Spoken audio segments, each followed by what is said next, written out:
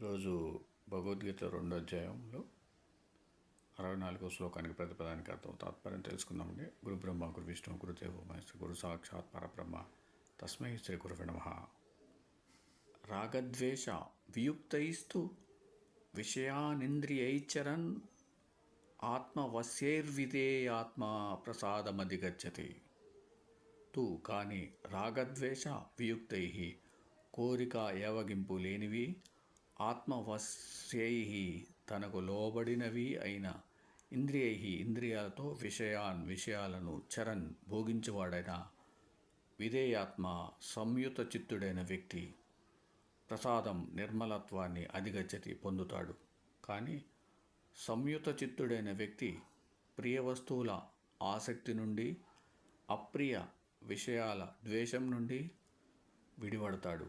స్వాధీనమైన ఇంద్రియాల చేత జీవించటానికి అనివార్యాలైన విషయాలను గ్రహిస్తూ నిర్మలుడవుతున్నాడు. ఓం సమసద్గురు సాయినాథ్ మహారాజ్కి జయ.